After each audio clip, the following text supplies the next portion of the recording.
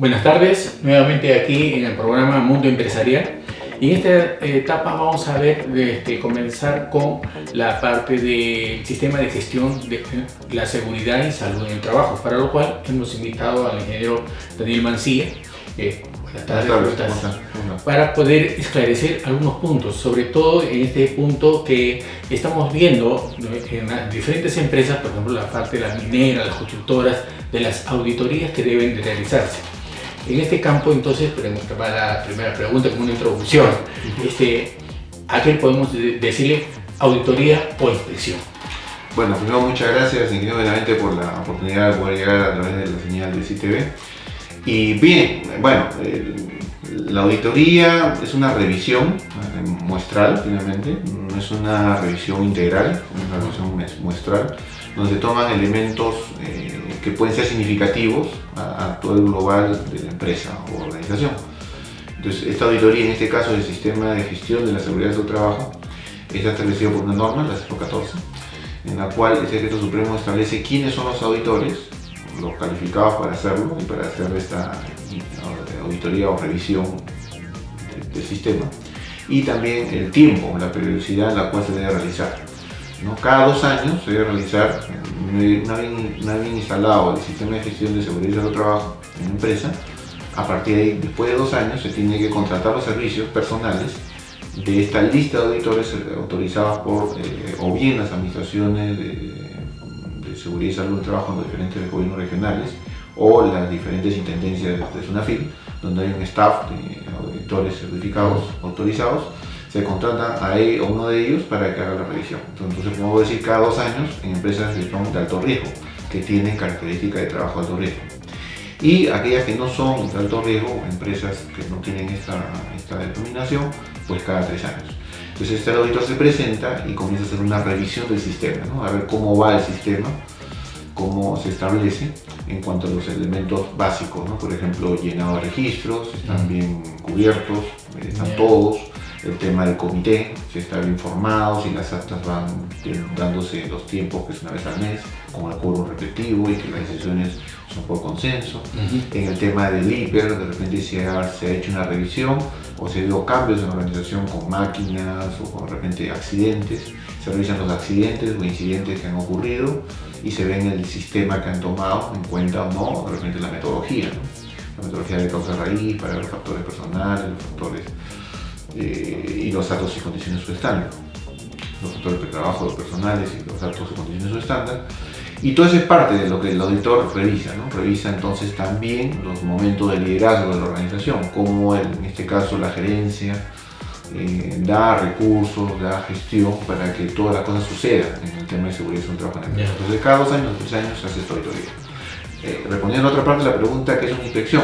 Bueno, la inspección ya es algo diferente, lo puede hacer la misma organización, lo puede hacer cualquier persona dentro o fuera de la organización, donde el inspector puede ser incluso SUNAFIL, a nivel de una inspección oficial, una inspección normativa, los cuales se acercan y hacen una revisión in situ o a veces documental precisa, ¿no? Donde establecen, pues, por ejemplo, voy a inspeccionar de repente el área de planta o el área de maquila o de repente el área, pues, correspondiente a oficinas. Y hago inspecciones de botiquines, inspecciones de equipo de emergencia o inspecciones de los libros, en este caso de los libros de seguridad, del Comité de Seguridad del Trabajo. Hago una revisión de los registros, entonces ya reviso, puedo integralmente o también puedo hacerlo muestralmente. Entonces el inspector aterriza y eso sí da curso a un plan de acción. En el caso que fuese SUNAFIL un inspector, en este caso es una fiscalización, y eso puede decaer en una multa. Si es una inspección a través de los entes internos, puede ser los miembros del comité o puede ser la organización a través de su área de seguridad o HCE, como que llamarse, o SOMA, pues es una inspección que busca corregir aquellas desviaciones que se encuentran en la operación o en las actividades de la organización. Entonces, de esa manera, con la inspección se establece un plan de acción para decirle, ok, en fecha posterior vamos a volver a visitar la zona o la área o la tarea para ver cuáles son los correctivos que se han dado. Entonces, un poco la auditoría y la inspección tienen algo muy similar, pero totalmente diferente, porque una tiene un procedimiento, un tema diferente con auditores, el otro puede serlo cualquier grupo de personas, incluyendo conocedoras o no del tema de seguridad, bajo un protocolo, ¿no? Procedimiento. Sí, pero dentro de las inspecciones puede generar una sanción o una multa. Sí, en el claro. caso de la auditoría, no. No, claro, la auditoría tiene como un fin revisión y da un informe con un plan de acción que puede generarse a tiempo mayor, de meses o días o semanas, y de esa manera se va corrigiendo. Es una revisión de cómo va el sistema.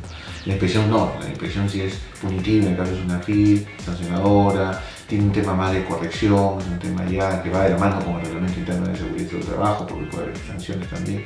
Entonces ya es un tema más de carácter organizativo, ¿no? Como la jerárquica, ¿no? Últimamente el gobierno en sí está dando bastantes facilidades a las microempresas. Entonces, cuando me hablas de contratar dentro del pool de los auditores, lógicamente hay una parte onerosa.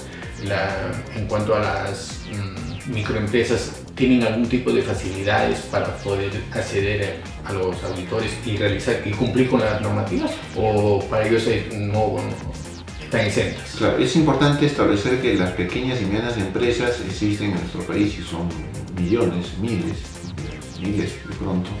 Y estas empresas pequeñas o medianas, dirigidas por emprendedores que están surgiendo y hacen que se mueva el país también, tienen también una filosofía de normas, ¿no? Entonces hay normas que yo puedo estar no por las ventas, sino también tengo que estar inscrito en el Ministerio de Trabajo. Sí. Yo tengo que inscribirme, si no, no soy calificado como pequeña o mediana empresa. Entonces tengo que inscribirme. Al inscribirme ya tengo una certificación del Ministerio donde me dice que yo soy una organización formalmente establecida por el Ministerio, registrada, ¿no? Porque yo puedo decirme pequeña y mediana empresa, pero si no me suscribo en este documento del Ministerio de Trabajo, pues simplemente me toman como si fuese una gran empresa, porque no he hecho ese cambio de modalidad y siendo registrado en el Ministerio.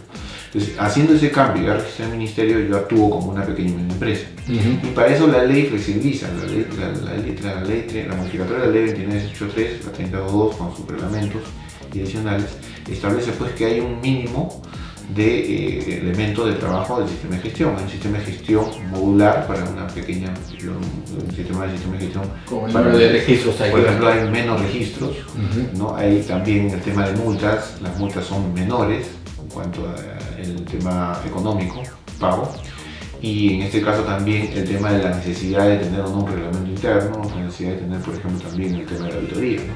Porque no tener un sistema de gestión completo, pues no requeriría el tema del sistema de gestión, excepto si es que realizan actividades de alto riesgo, donde ahí sí tienen la obligación de no solamente coberturar como el SSTR, sino también hacer la auditoría, porque las auditorías principalmente se han hecho para actividades en general, pero de alto riesgo, ¿no? Entonces, acá hay que mencionar un rubro de la SSTR. Hay empresas que por refacciones, mejoras en su infraestructura contratan los servicios de terceros. Y dentro de ellas, a veces en inspecciones ha habido algunas anomalías que no se han cumplido con la ley en cuanto a la seguridad de aquel personal que ingresa a las instalaciones de la empresa. ¿Cómo es su responsabilidad en caso de ocurrir un accidente, pongamos? Bueno, las personas, los trabajadores, los colaboradores pueden tener varias modalidades. Una modalidad es, por ejemplo, la tercerización e intermediación laboral, donde yo contrato una empresa que los trabajadores pertenecen a esa empresa que contrato, tercerización o intermediación laboral, están en la planilla de esa empresa, pero trabajan en mis instalaciones, ¿no? Bajo mi bandera, por llamarlo de esa forma. Claro. Entonces, esa tercerización e intermediación laboral a veces se hace para trasladar el riesgo, ¿no? Para que el riesgo en el tema de, por ejemplo, y también la carga socio-laboral o la parte de las demás liquidaciones, etcétera, se carguen a la empresa que yo estoy tercerizando, intermediario. Entonces, los trabajadores cuando fueran terceros, intermediarios, contratas, o sean propios, se accidentan o sufren algún incidente o tienen alguna situación, pues la ley de seguridad del trabajo establece que es el empleador principal, el usuario principal, es el que toma acción sobre todos, ¿no? Incluyendo con los contratistas, subcontratistas, terceros, intermediarios, ¿no? Entonces es el socio responsable de los otros, ¿no? Los intermediarios, los tercerizados, los contratistas. Pero el usuario principal, la empresa principal es la que toma la donde acción, donde se efectúa el trabajo. Así es, donde efectúa el trabajo, donde la empresa principal tiene la responsabilidad total, ¿no? En algunos casos se habla de responsabilidad compartida con las empresas tercerizadas. Claro. En caso de ocurrir, por ejemplo, un accidente. Claro, es compartida, yo que tengo experiencia un poco también en este tema de terceros y intermediarios, es compartida ¿por qué? Porque si bien el trabajador se accidentó en mis instalaciones, en la empresa usuaria, pero está en la planilla de la empresa intermediaria o tercerizada, ahí me viene el tema de mutuamente no excluyentes, sino incluyentes, son socialmente responsables. ¿Por qué? Porque ese trabajador si fallece, se lesiona de una manera de discapacidad o temporal o permanente, todos los gastos corren por la empresa dueña de la nómina, en este caso la empresa intermediaria. Pero también tiene que refacturar o abonarle eso a la empresa tercerizada. O sea, hay un tema de solidaridad en ambas partes, ¿no? Porque estos trabajadores no existieran en esas situaciones de intermediación o tercerización si no fuese por necesidad o requerimiento de la empresa principal o usuario del servicio. Entonces, bueno, que son solidariamente responsables, ¿no? Y en los casos que hoy en día también se ve que muchas empresas tercerizan otras funciones administrativas. A veces uno considera y dice, no, el administrativo que accidente va a haber, pero a veces ocurre. En cuanto a la responsabilidad, ¿también lo mismo? Claro, lo importante es que cuando uno toma un personal, hay el giro principal de negocio, core business o el giro principal de negocio. Yo no puedo tomar una persona tercerizada que hace una labor que es principal del negocio, ¿no? Porque esto estaría yo haciendo una suerte de mal uso del sistema de contratación, ¿no?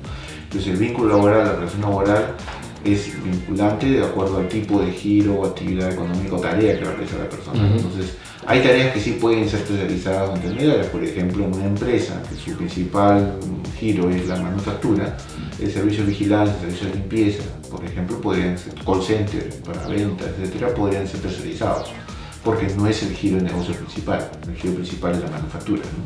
Entonces es importante manejar una empresa de servicios, que su giro principal es la comercialización, entonces el tema de distribución, el tema de ventas, podría incluso ser tercerizado, pero no totalmente en el tema, por ejemplo, de almacenamiento, ¿no? Porque el tema de almacenamiento es el giro principal para el tema de distribución o el tema de la cadena de comercialización. Entonces ahí depende del tipo de giro de negocio de la empresa en lo cual uno puede o no puede tercerizar, si no estaría haciendo una suerte de mal uso del sistema de contratación. Y en este tema donde vienen las personas es importante establecerlo, ¿no? Claro, eso da pie a las auditorías que vean este caso. Dentro de, ya propiamente, de las auditorías, cuando se está analizando alguna situación dentro de la empresa, las observaciones que se hacen en una inspección y que tal vez no se hayan llevado a cabo o no se hayan cumplido, ¿auditoría entra en ese campo o solamente está viendo en forma general, en forma global? Okay. Hay dos momentos también importantes señalar que las auditorías que son del Sistema de Seguridad de Trabajo según la Ley 29.683 son, como digo, establecidas por una reglamentación, el 2013, y también el tema de que tiene que estar reglamentado y están los auditores suscritos en una lista. Pero también están las auditorías de Sistema de Gestión Internacionales, llámese por ejemplo la norma 18.001, la OSAS. Entonces la OSAS 18.001 también tiene su auditoría, ¿no? Y esa auditoría tiene otro tipo de mirada, ¿no? Porque lo que se mira es la implantación del sistema internacional, de la norma internacional en el sistema organizativo nacional. La auditoría que estamos hablando del Sistema de Seguridad del Trabajo es la norma nacional como está instalada por obligación, porque la otra norma, la 18.000 es voluntaria, por obligación como está instalada en la organización. Entonces, y eso trae lugar, como dice usted, ingeniero, a observaciones, ¿no? Las observaciones pueden ser características de observaciones mayores, que tienen que ver con situaciones en las cuales ponen en riesgo el giro de negocio. Una observación mayor podría decirse es que no tengan, por ejemplo, un comité de seguridad del trabajo, es una observación mayor, ¿no? O que no tengan, por ejemplo, los registros o un reglamento interno de seguridad del trabajo, por ejemplo, no lo tengan, ¿no? Entonces son observaciones mayores. O no tengan exámenes médicos, entonces son observaciones mayores, ¿no? Pero hay otras observaciones que son menores, ¿no? No conformidades, podría llamado el término real, no conformidades mayores o no conformidades menores. Las no conformidades menores son aquellas que son importantes, son incumplimientos de la norma, pero que no son cohesionantes de alguna manera en temas con complicaciones, que generan complicaciones. Por ejemplo, que tengan de las 4 capacitaciones obligatorias, han hecho un mal llenado de repente de las capacitaciones, ¿no? A veces uno dice, va una capacitación, por ejemplo, de manejo de montacargas. Cuando es una capacitación, incluí eso como una de las 4 capacitaciones obligatorias. Y el manejo de montacargas no es una capacitación de seguridad, es un nivel de operación, es una capacitación de operación de montacargas. Mejor dicho, podría haber sido, o la temática de esta capacitación debería ser, digamos, seguridad o criterios de seguridad o daños o perjuicios o accidentes en el mal uso de montacargas. Esa sí va direccionada al tema de seguridad del trabajo. Entonces a veces se confunde un poco el uso de la herramienta, el uso del equipo, con el tema de lo que viene a ser seguridad del trabajo. Entonces, por ejemplo, ahí vienen a ser no conformidades menores, por ejemplo, una no conformidad menores que hicieron un examen médico ocupacional y de repente lo hicieron erróneamente excedieron el perfil que no correspondía, ¿no? Para un administrativo lo hicieron un perfil demasiado alto, o el reglamento interno de seguridad del trabajo lo tienen aprobado, pero tiene componentes que no corresponden al crimen, entonces tienen no conformidades menores porque son de forma. Entonces, y hay observaciones que son menores, que son para la mejora continua, ¿no? Que son, digamos, cómo debería mejorarse el sistema de gestión para que el comité o el supervisor, según corresponda, de acuerdo a la cantidad de trabajadores, pues pueda llevar adelante una mejora importante en ese sistema de gestión, ¿no? Y de esa manera aterricen una mejora sustancial en los riesgos laborales, ¿no? Has tocado un punto interesante en cuanto a la parte de la capacitación relacionados con los riesgos que tiene el trabajador. Sabemos que en toda empresa hay diferentes áreas y estas áreas, cada una de ellas tiene que tener su IPER, ¿no? Y casualmente los cursos de capacitación son, se puede decir, sacados de los riesgos en base al IPER, porque el IPER es el que nos va a dar a qué riesgos tiene el trabajador y por ende podemos planificar qué cursos. Y todas las áreas no son iguales. Y a veces cuando la ley dice mínimo 4, a veces el IPER me puede decir que debe de llevar 7, 8 o 10 cursos. Así es. Justo el IPER es la madre, digamos, el insumo principal para el tema de seguridad del trabajo, ¿no? Cuando yo tengo el IPER, que es la identificación de peligros y evaluación de riesgos y los controles IPER-C, como se llama, esto se elabora pues con el fin de tener todos los riesgos, todos los peligros, cuáles son las consideraciones en el caso de la tarea día a día, qué peligros, qué óptica tengo. Ahora, yo como persona trabajadora en la empresa reconozco a veces mis peligros visibles, pero de repente hay otros peligros ocultos que no los encuentro yo, sino un profesional tercero que dentro de otra óptica, de otros ojos, me mira y mis actividades y de pronto descubre que estabas conviviendo con peligros y que no lo tenías en cuenta, ¿no? Porque ya de pronto mi día a día, mis momentos de habitualidad hacen que yo a la rutina y yo pierdo en la escena otros elementos que sí estaban ahí y son peligros ocultos o peligros en proceso. Entonces, todo ese análisis del IPER que viene tanto por escenarios externos como también el mismo trabajador que dice cuáles son sus peligros y riesgos, se traduce en esta tabla de IPER, en sus metodologías que puedan darse. Y finalmente sobre eso yo tendría que tomar de insumo de capacitaciones. Pero la capacitación tiene que tener una capacidad de eficacia en lo que voy a dar, ¿no? O sea, si yo voy a, por ejemplo, hacer una capacitación en temas donde veo que no tiene eficacia, porque finalmente el trabajador controla muy bien esos riesgos, ¿no? Hace un trabajo muy adecuado en sus diferentes jerarquías de control, entonces no tendría que asentar capacitaciones ahí, sino en aquellas cosas diferenciales, por ejemplo los peligros ocultos, claro, aquellos peligros que no ve el trabajador. Entonces mi capacitación recomendamos que debe ser en esos aspectos. ¿Para qué? Porque el trabajador no ve esos peligros, no los ha concebido. Entonces ahí necesita reflexionar y decirle, por si acaso, campanita de alerta, ¿no? Hay peligros que tú no ves y es importante que te capacitemos en eso, ¿no? Para que tú los encuentres y lo traigas a tu manera de trabajo y tú puedas mirarlo y puedas considerarlo como pertinente en qué medida de control debes establecer eso, ¿no? Muy interesante lo que hemos estado viendo y lastimosamente a veces el tiempo pasa. Muy agradecido por tu visita y queda para una próxima entrevista poder seguir esclareciendo este maravilloso tema de la seguridad que se está dando hoy en día, sobre todo las últimas normativas, el desarrollo del país que necesita bastante la seguridad. Gracias por su atención, será hasta una próxima oportunidad.